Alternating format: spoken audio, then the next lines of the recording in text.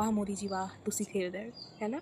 आप तो यही सोच रहे थे चलो 10-12 लोग तो मारते, आप पूरे नेशन का आवाज़ बंद कर देते। उसमें 10-12 तो नहीं ऑफ थे, हज़ारों लोग थे, उनको मारते, उनको एकदम क्या ही बोले थी। रेपिस्ट को भी आप ऐसे नहीं ट्रीट करते अपने सरकार में, और आप एक स्टूडेंट कमिटी या स्टूडेंट प्रोटेस्ट को आप ऐसे ट्रीट कर रहे हो। वाह। मेरा अभी बहुत लोग का ये कहना है कि वहाँ पे anti Hindu, anti Muslim, anti national चीज़ें बोली गई है।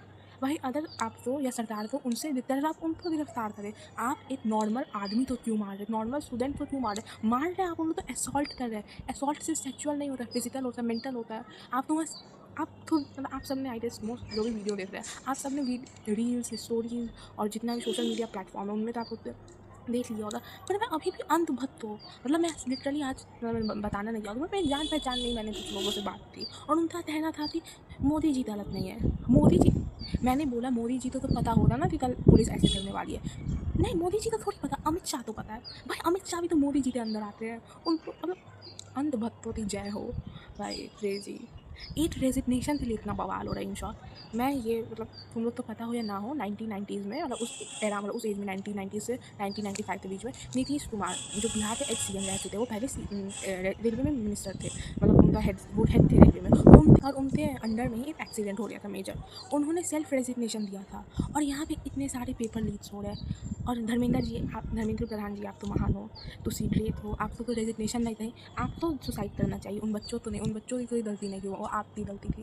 अगर कोई वीडियो देख रहे हैं और अभी भी बहुत सारे लोग इस स्टैम्प पे जो भी हुआ दिल्ली में उसको जस्टिफाई दे रहे हैं, जस्टिफिकेशन दे रहे हैं ह्यूमैनिटी बेसिस पे। ये दुनिया मैं मानती हूँ कि अब यहाँ पे इंसानियत बहुत कम लोगों में बची हुई है। बहुत लोग इसी मतलब नीट के मुद्दे पे अपने फ़ायदे से जा रहे हैं और ये मतलब समझ नहीं आ रहा कि हो क्या रहा है इस इंडिया में। मतलब एज अ नॉर्मल मैं कुछ नहीं, मैं वहाँ मेंटली नहीं, वहाँ फिजिकली प्रेजेंट नहीं थी, पर मैं वहाँ मेंटली प्रेजेंट हूँ आज इतने सारे वायलेंस दिखने के बाद। मतलब कैसे नहीं मारा गया, एक्सपायर्ड टीयर गैस, लाठी चार्ज, घसीटा गया। मतलब तुम तो इतना रेपिस्ट के साथ भी नहीं करते हो रे, इतना तो मतलब इतने सारे केस हुए हैं। मतलब बेटी पढ़ाओ बेटी बचाओ में ही 3 लाख से ज़्यादा केस रजिस्टर्ड हुए, ये ऑफिशियल डेटा। उनके साथ तो एक भी उनके साथ तो ऐसा कभी नहीं हुआ। हम लोग ने तो आज तक नहीं सुना थी हाँ किसी रेपिस्ट को घसीट उसको सूली पे चढ़ाया गया। नहीं, सारे रेपिस्ट तो नॉर्मली घूम रहे नॉर्मल लोगों की तरह, और जो नॉर्मल लोग हैं वो रेपिस्ट बने फिर रहे हैं। क्रेजी। तो ये सब छोड़ते हैं। मतलब आज तो मौसम बहुत सुंदर हो रहा है, तो तुम लोग पीछे देख सकते हो। अपार्ट फ्रॉम जो भी इंडिया में हो रहा है वो सुंदर नहीं हो रहा, तो मेरे यहाँ तो मौसम सुंदर हो रहा है। एंड मुझे उन लोगों से दिक्कत है जो इन सब चीज़ों को जस्टिफिकेशन दे रहे हैं। मैंने लोगों तो ये कह के सुना है वो 22 बच्चे मर गए, वो 22 बच्चे मर गए, उससे अब हम लोग तो क्या लेना देना।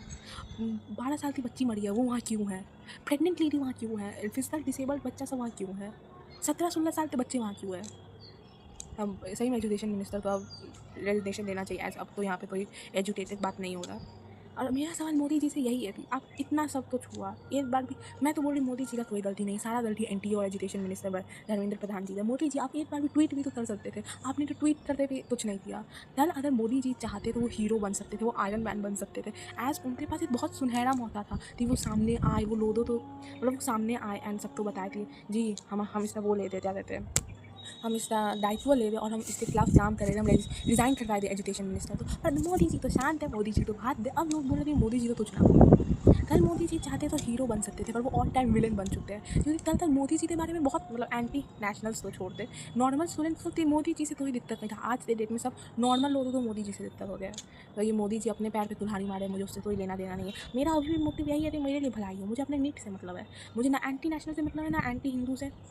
मतलब ऑफकोर्स मैं हिंदू हूँ, मैं नेशनल हूँ, पर दैट डजंट मीन कि मैं इतनी अंधी हो जाती मैं सही गलत भूल जाऊँ। मेजर कॉज इस प्रोटेस्ट का क्या था कि नीट पेपर लीक, नीट ही नहीं लेटेस्ट न्यूज़ के हिसाब से फार्मेसी का जो इंस्पेक्टर वाला एग्जाम होता है वो लेटेस्ट लीक हुआ है। और महाराष्ट्र में TET या TCT एग्जाम होता है, आई एम रियली सॉरी मुझे ध्यान नहीं है, मैं भूल जाती हूँ तो मुझे आइडिया नहीं है। तो वो पेपर भी लीक हुआ अभी रिसेंटली, उसमें 4 लाख से ऊपर बच्चे देते हैं। तो सिर्फ नीट का बात नहीं, यूपी हर एग्ज़ाम लीक हो रहा है आज के डेट में। 89+ एग्ज़ाम लीक हो चुके 10 साल में। अब तो हम लोग ने आप तो अपना दायित्व उठाना चाहिए। मेन कॉज यही है कि आप दायित्व नहीं उठाए यहाँ तक, आप हर चीज़ में चुप रहे हैं।